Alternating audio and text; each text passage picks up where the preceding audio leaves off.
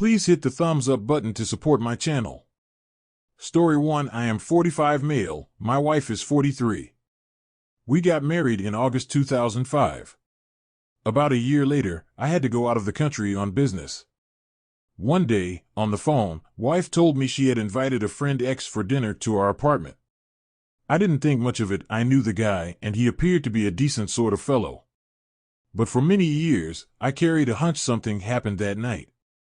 When asked about it after a few years, wife pretended she barely remembers the dinner invitation. Fast forward 9 years to 2015, we are in a different country now.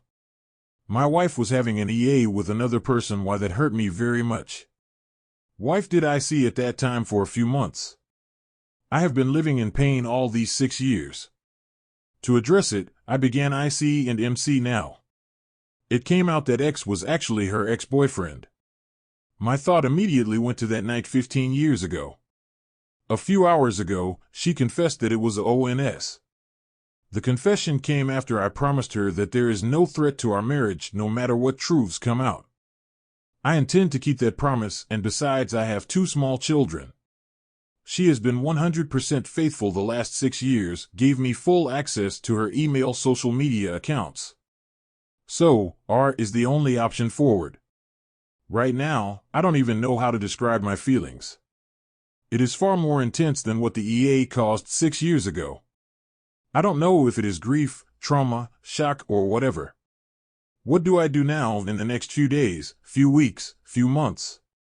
For what it is worth, she is totally dejected as well. The only thing I asked so far is how many times it happened. She insists it happened only once after she became my wife.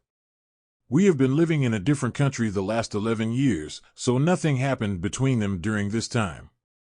Thanks everyone for the quick responses. I will read the book Cheating in a Nutshell.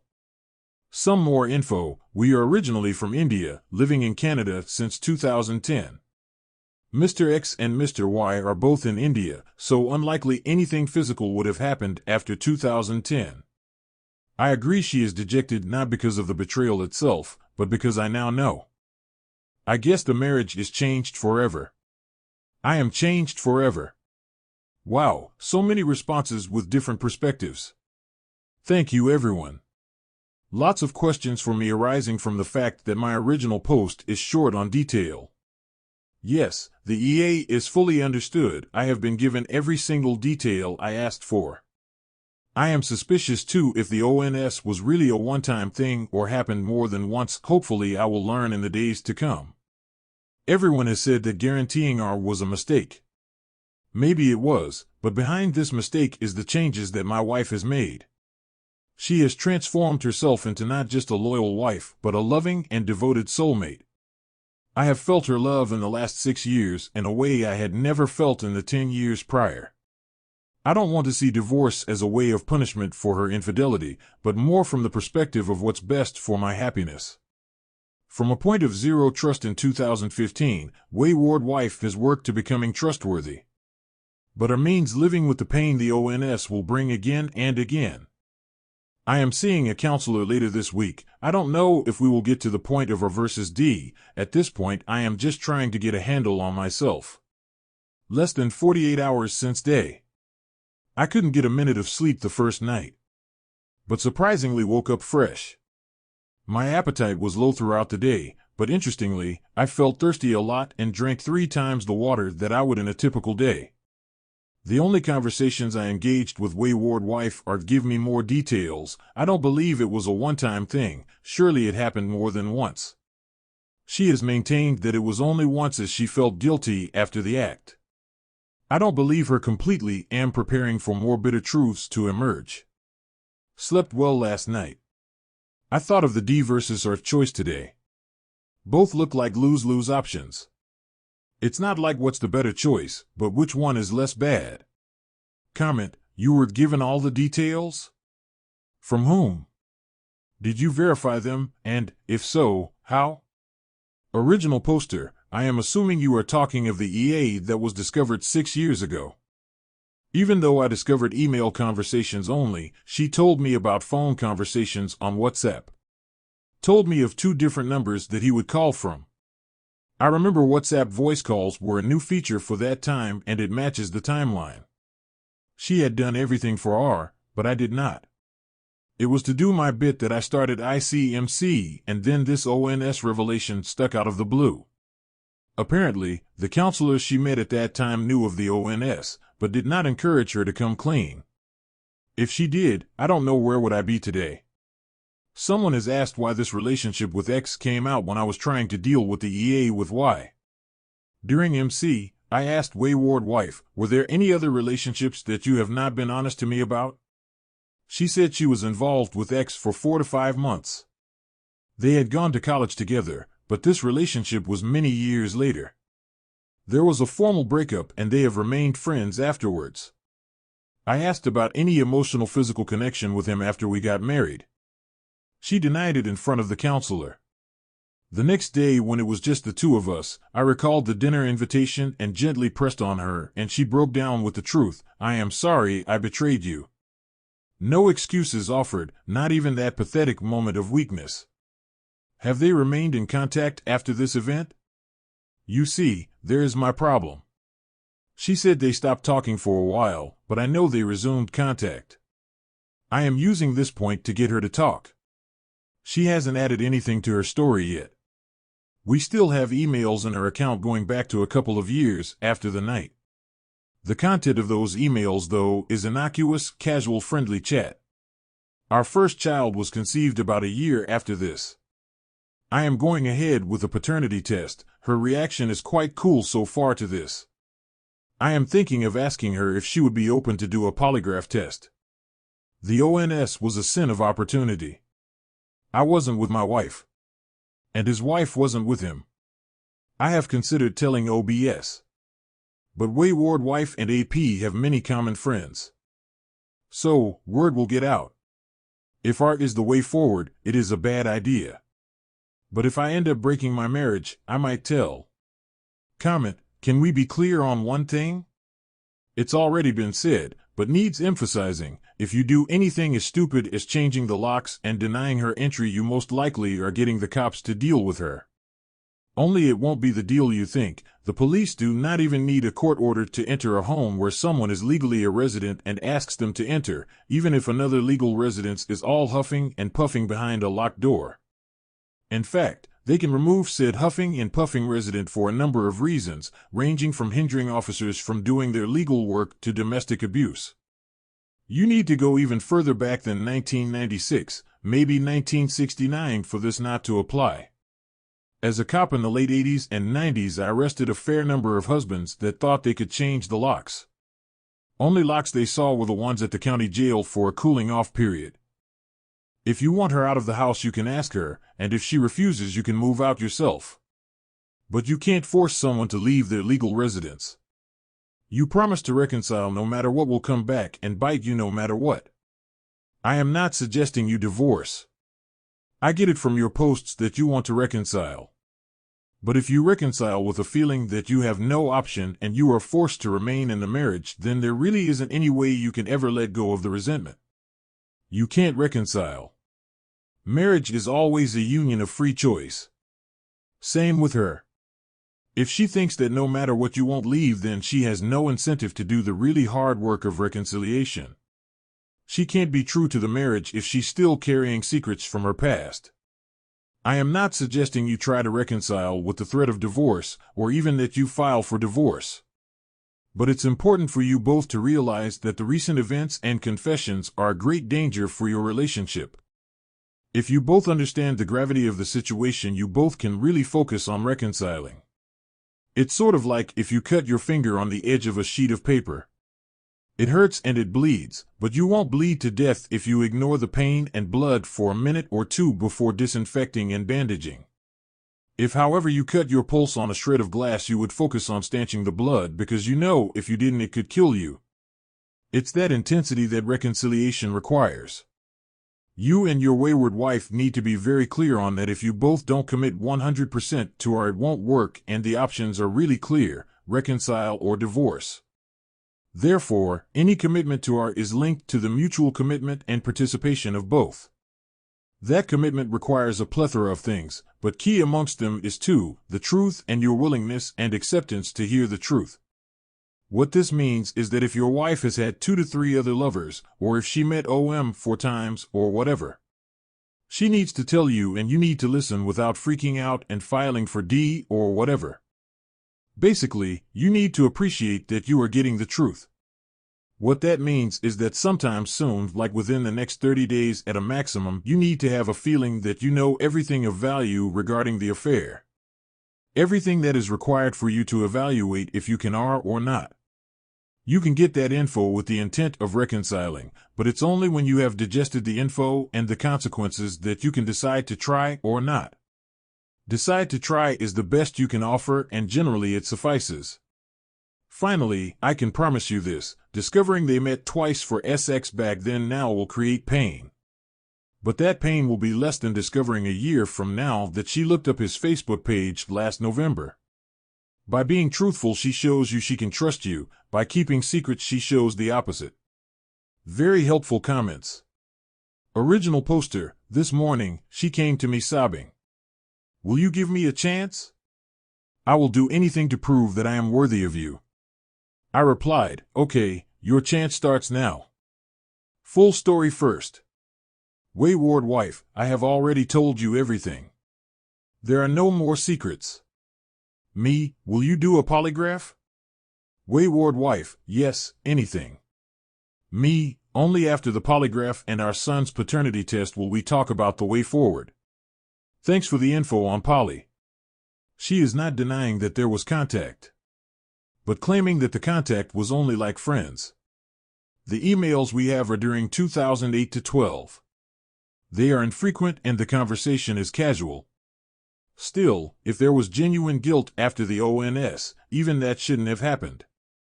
Story 2, I knew something was off. I confronted her on 11/14. She had changed her passwords, something we had previously shared, and had become very protective of her phone. I noticed that she quickly shut it off whenever I came into the room. I noticed that she had downloaded Signal, which is a private messaging app. She had started taking longer coming home from work, claiming that deliveries were late or those she worked with were being slow. She all but stopped messaging me during the day, and when she did write, it was short things about dinner or other trivial items. She started going grocery shopping alone, needed summer time. This is something we used to do together. She has always gone running after work and on weekends, but now with it getting too dark and cold, her running on the weekends have turned into 3-4 hour events. She moved out onto the couch saying I moved around too much and she couldn't sleep. The couch then became the guest bedroom. That's when I finally confronted her. She said that she was texting the OM because he had been open about his mental health issues. She has struggled with anxiety and depression for a while, but we had it under better control with counseling and medication.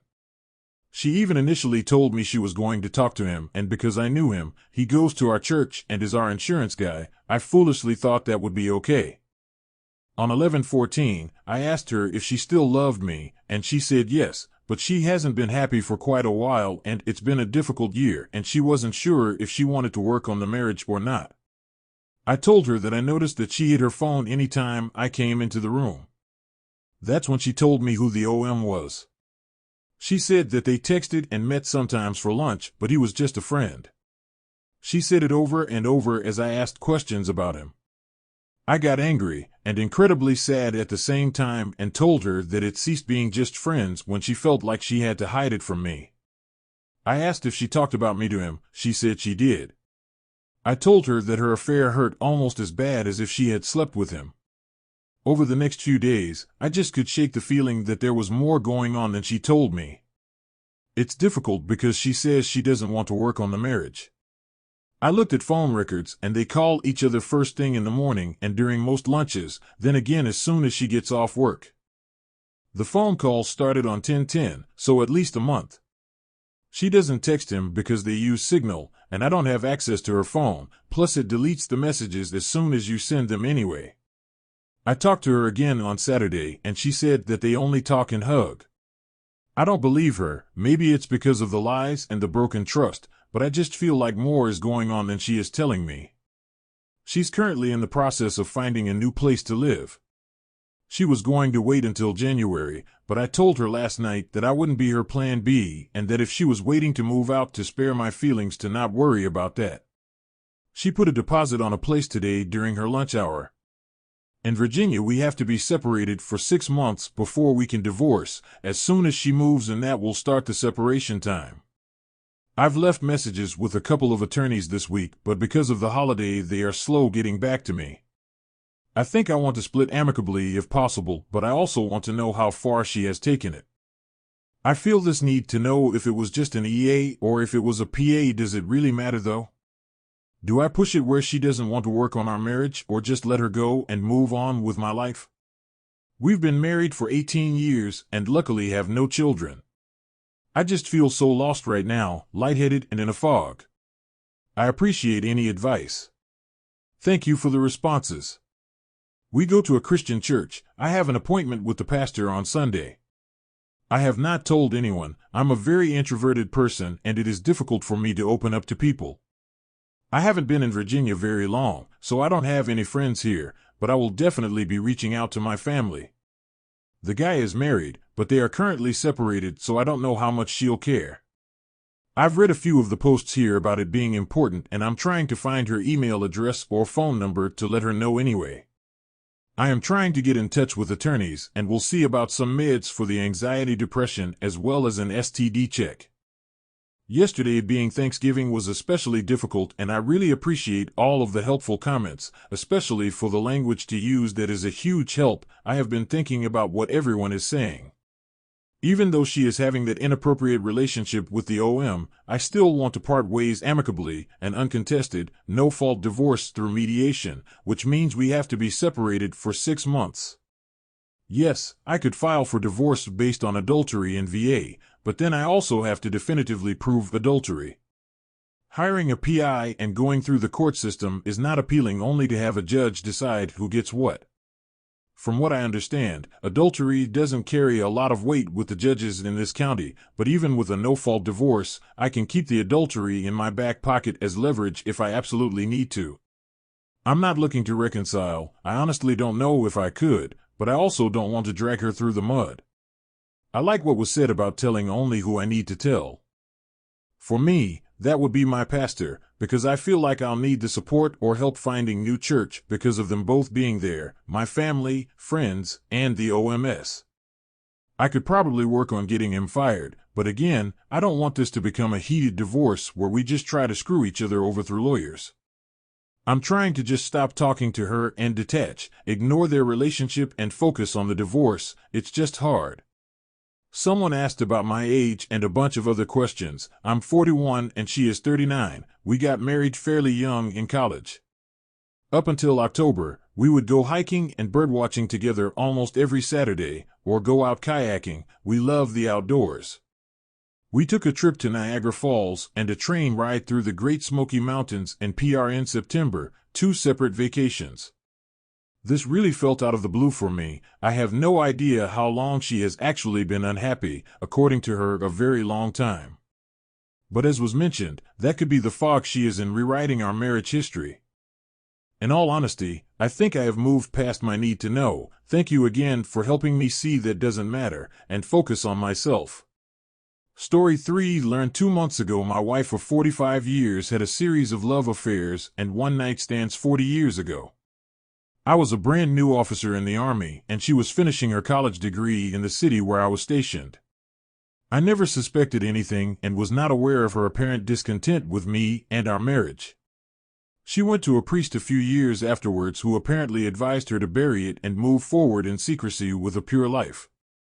I was devastated when she admitted her infidelity to me. But other than a few very clouded memories, she is unable to provide me hardly any answers to my questions. Because of the elapsed time and the life we forged as parents and successful professionals, I am trying my best to balance my anger, sadness, and surprise. Because she is unable to provide hardly any details, I am finding it very hard to totally forgive and move on. She confessed when I simply asked. I knew about an 8-month affair that occurred 2 years prior while I was mostly away from home. We had worked through the infidelity and I had forgiven her and moved on. Fast forward through 40+ years and our relationship were never as close as it should have been, but we had children and demanding professional careers that became our norm.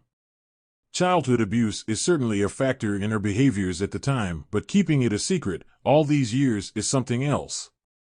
Recently we both retired and started gaining a different level of intimacy and closeness, a very deep, true love kind of thing that we had not experienced prior.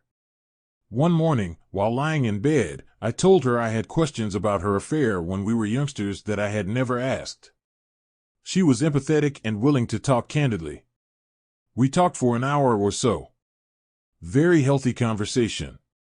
She was emotional, full of regret, and grateful we had made it through it. Then, out of the blue, I asked her were there others. I was shocked when she said yes. She was a bit evasive at first, but opened up that while at my first duty station and while she was completing her college degree, she had several affairs and a one-night stand. Besides admitting her unfaithfulness and taking responsibility for the very bad decisions, she had very little recollection. Knew a few first names, but none of the details: who, what, when, where, and mostly why. We're working through that now. She's willing to do a deep dive into our early lives to try to remember the details.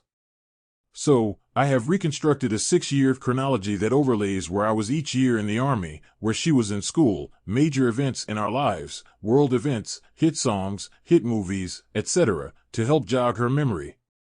I also got a complete list of students from her alumni association for her to review. She got her transcript so we know exactly what classes she took and when. Later this month, we're visiting the military base and town, and we are going to visit the college, nearby landmarks, etc. I hope the chronology, review of college lists, and the trip down memory lane will enable her recall. Though 40 years ago, it's like yesterday to me. I've told her I want the details, I want the truth. Especially the why. Not trickled-down truth, but complete truth. And that if I do not get the truth, it could affect my ability to continue this newfound intimacy which we both want as we age. I do not know how I am going to feel if she doesn't recall the infidelities. I do not know how I am going to react if there were others throughout our marriage. Wife claims that when she graduated college and had our first child a year later, she overcame deep issues rooted in childhood soul abuse. Said she changed. To be honest, I find it hard she changed that much and didn't have periodic filings. She didn't seek counseling for the abuse until 10 years ago. In the meantime, who knows what went on? I'm studying a lot. I will not be surprised. We'll have to deal with the truth. So much water under the bridge, but it feels fresh.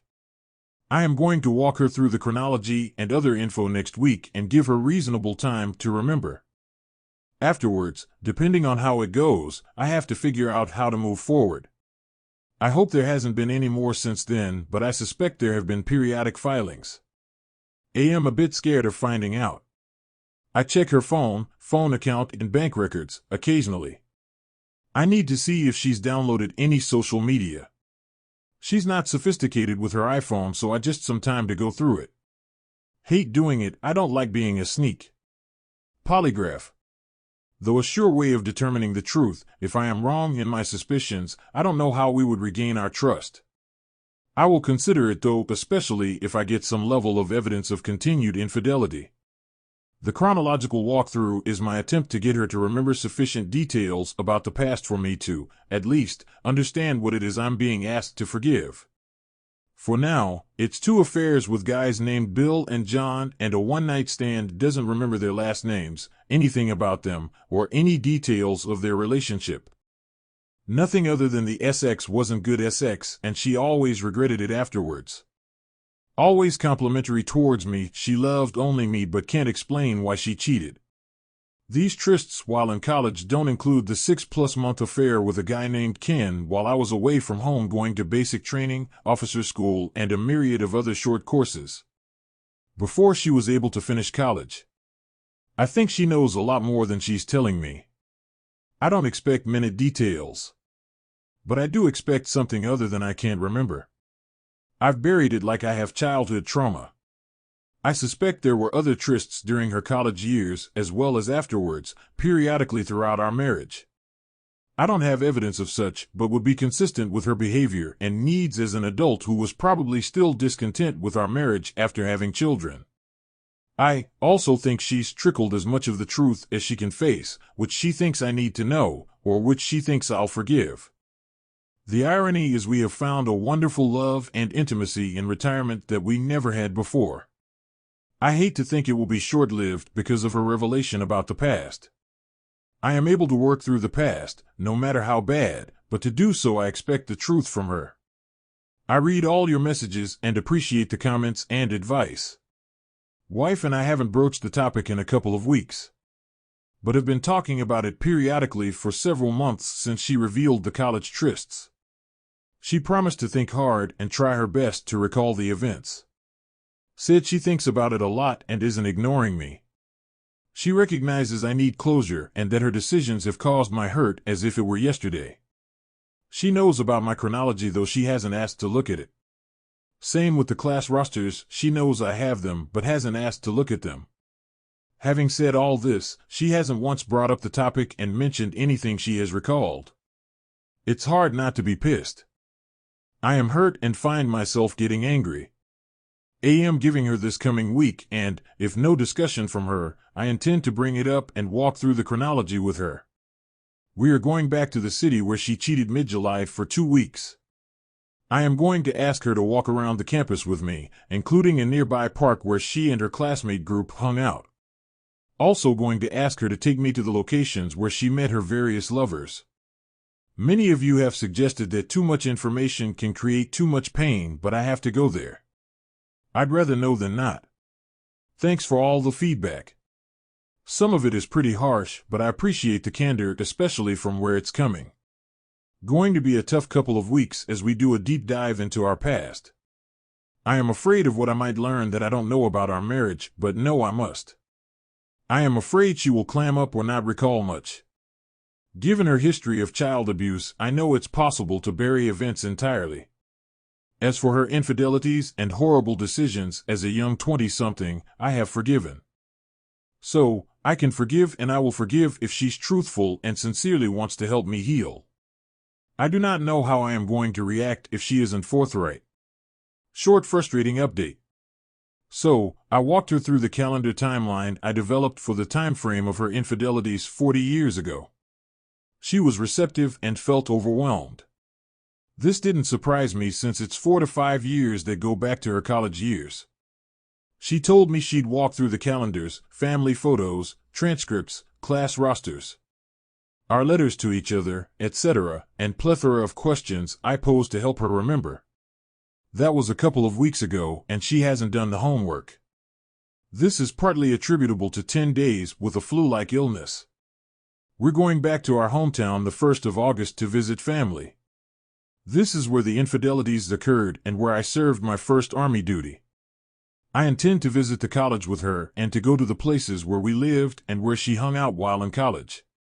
I intend to leave her with her family overnight after the driving tour to force her to study the calendar timeline. This is becoming frustrating. Things are progressing slowly. She's dragging her feet. Mostly because it's shameful to her and, from her perspective, it happened when she was a different person 40 years ago and not who she's been since or is now. She's sincere about working through it together. But it's time. We will be in the same town next week. She's agreed to ride around and try to resurrect her memory. We'll see. Thanks for all the advice. I sincerely appreciate it. I don't think a polygraph is warranted yet. We're trying to work through this amicably. We've had a pretty decent 40 years together. Typical ups and downs. So, I need to try to positively resolve it with her. Having said that, I'm already considering options in the event we don't adequately address the infidelities. I need the whole truth regardless of how shameful it is for her. It may very well have continued for much longer than I am aware. Next week, while in our hometown, I'm forcing the discussion. You guys have been so helpful. Thanks, from the bottom of my heart. Wife surprised me by going to IC today. I have an appointment tomorrow and couples counseling on Wednesday. This is a huge step forward. We'll keep the group updated. I'm optimistic. Short update. Drive around town didn't reap any benefits.